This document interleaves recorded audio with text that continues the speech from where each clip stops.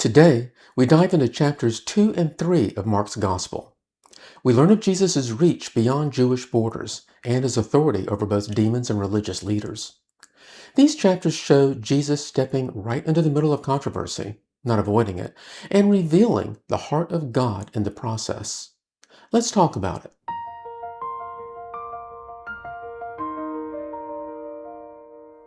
Good morning and welcome back to The Late Disciple.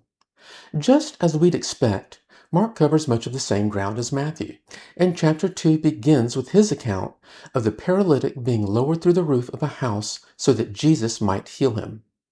This is pretty much beat for beat in alignment with Matthew's account, as Jesus is moved to compassion to heal the man, while simultaneously spurring accusations of blasphemy for forgiving someone's sins.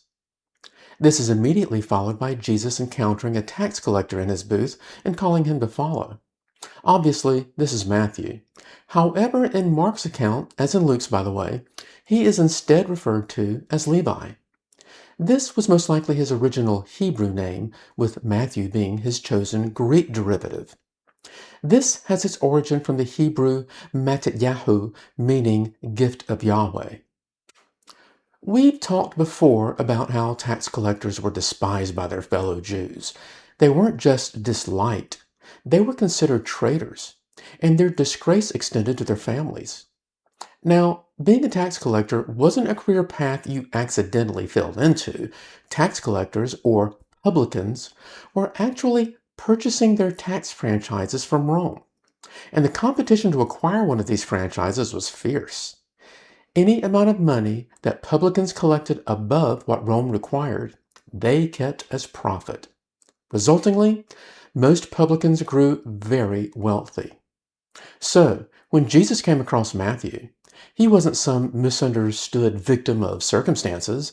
He was where he wanted to be, doing what he wanted to do, and profiting on the backs of his fellow Jews. For Matthew Levi to leave that lucrative tax booth is an even more dramatic gesture than James and John walking away from their fishing business. Matthew was giving up wealth, comfort, status, and what's the first thing he does? He throws a lavish dinner party for Jesus and his friends. I guess this was his last hurrah before giving up everything and following Jesus.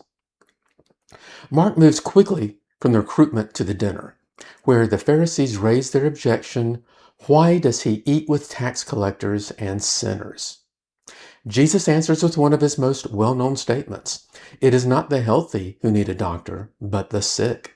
I have not come to call the righteous, but sinners.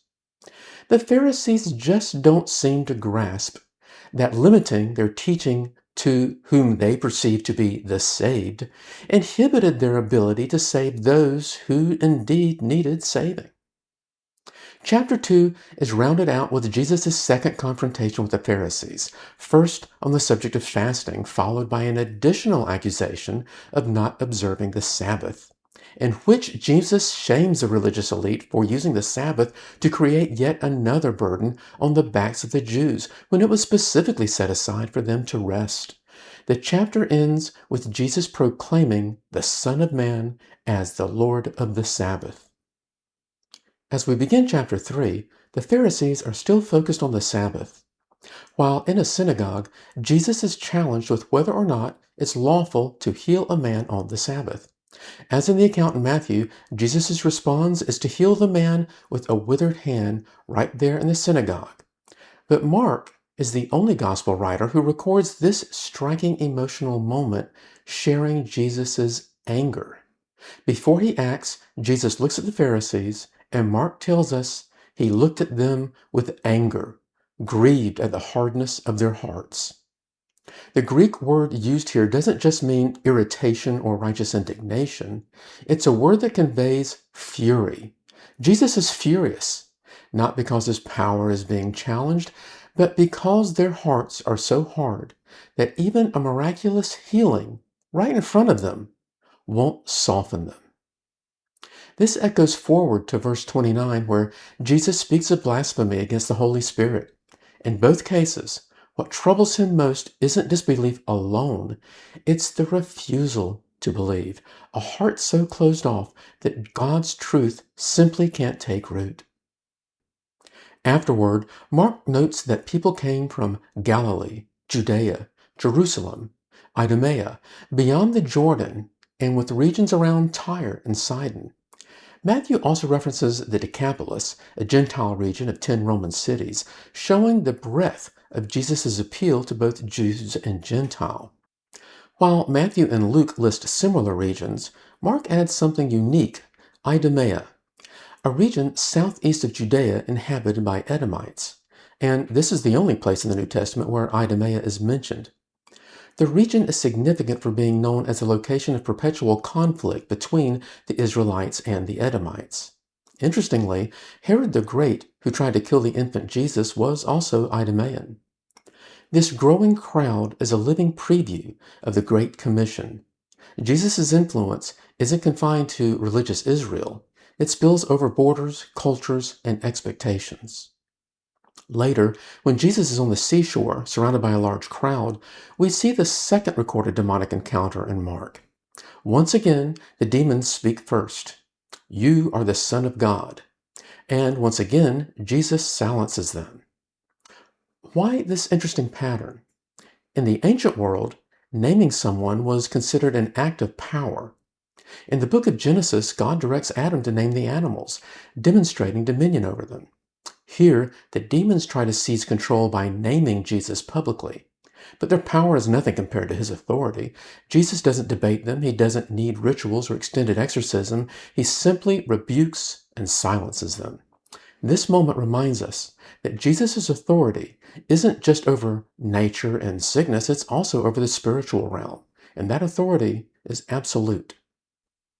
Next, Mark briefly records Jesus appointing the 12 disciples. But, unlike Matthew, he doesn't include the commissioning speech yet. That comes later. In Matthew's account, by contrast, Jesus gives an extended charge to the apostles at the moment of their calling. Mark's brevity underscores the action more than the teaching. Also, note something culturally unique here.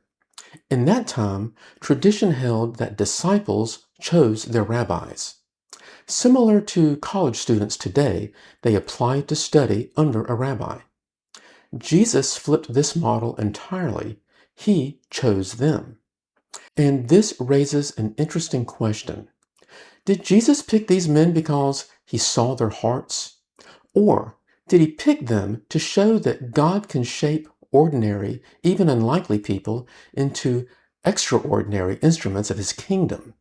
Peter, the hothead, Thomas, the doubter, Matthew, the traitor, Judas, the betrayer, hardly an all-star team, and yet these are the men Jesus calls to be with him and to send them out to preach.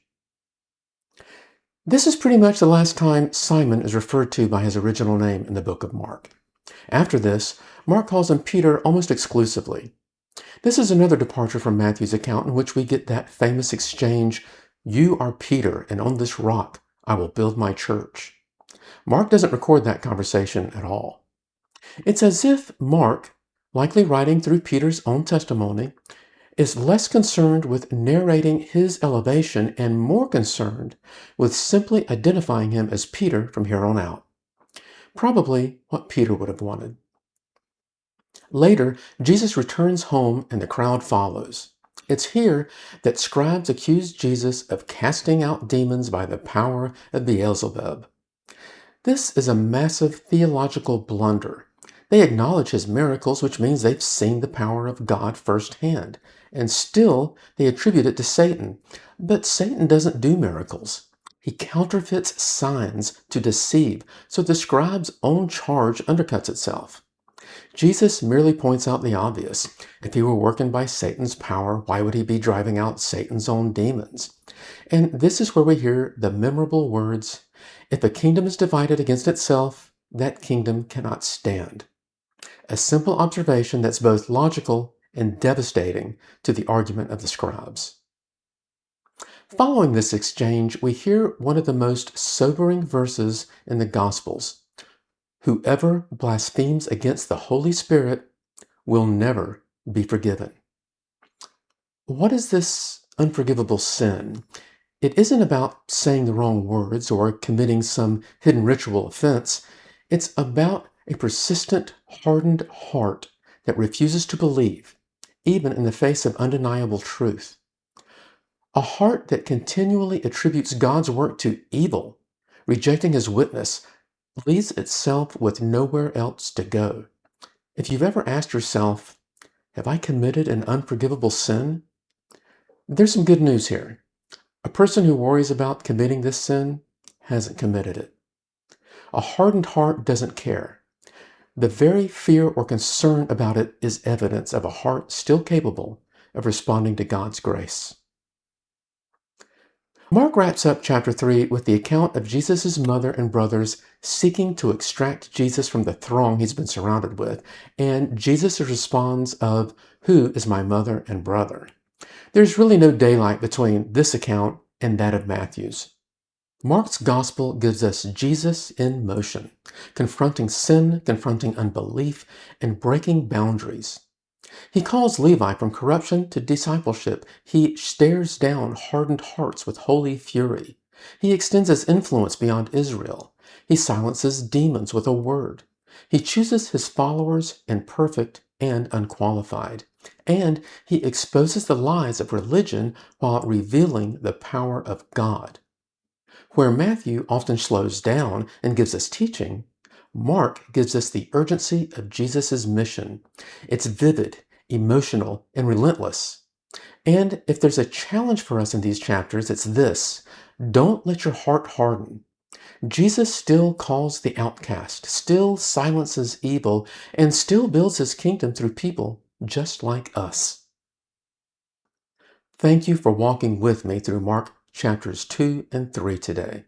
If you found this study helpful, don't forget to like, subscribe, and maybe share it with someone who might find value from it.